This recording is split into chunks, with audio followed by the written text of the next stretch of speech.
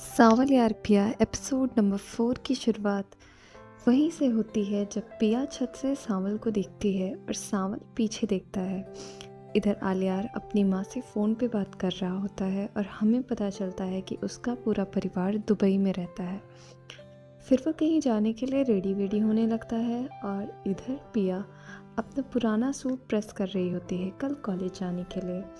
तो उसकी माँ जजिया उसे नया सूट पहनने को बोलती हैं। पिया पहले तो मना करती है लेकिन फिर मान जाती है और अपनी माँ से बोलती है कि वो पापा को मना करें कि अब वो उसे यूनिवर्सिटी छोड़ने के लिए ना जाए, क्योंकि सारे बच्चे और सभी लोग उसका मजाक उड़ाते हैं।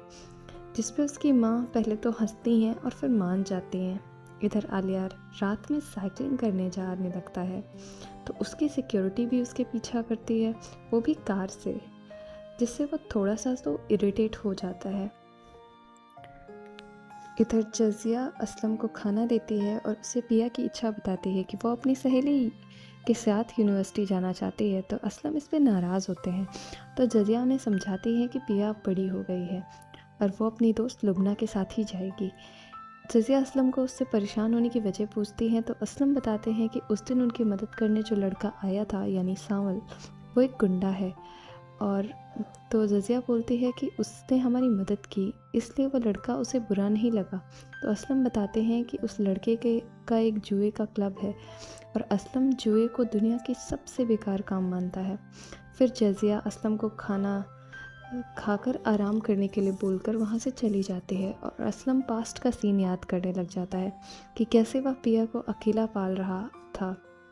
एक दिन वो पिया को गोद में लेके गली में घूम ही रहा था तो उसे मूसा जुआरी मिलता है जो उसे बच्ची का ध्यान रखने के लिए बोलता है, जिससे डर के असलम वहाँ से चला जाता है।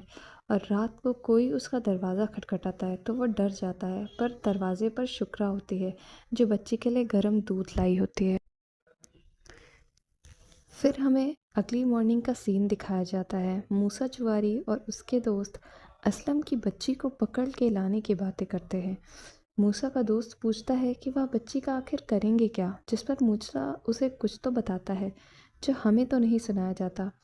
और फिर वो लोग असलम के घर पहुंचते हैं, उसका दरवाज़ा खटखटाते हैं जिसको सुन के असलम चौकन्ना हो जाता है और डर जाता है।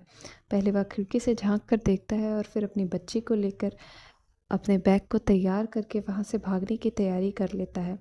और फिर वह पीछे के दरवाजे से भागता है और वो लोग घर के अंदर आते हैं तो देखते हैं घर में कोई भी नहीं होता है और फिर वो लोग वापस चले जाते हैं। प्रेजेंट में ये बात याद करके असलम दुखी होता है और स्मोक करने लग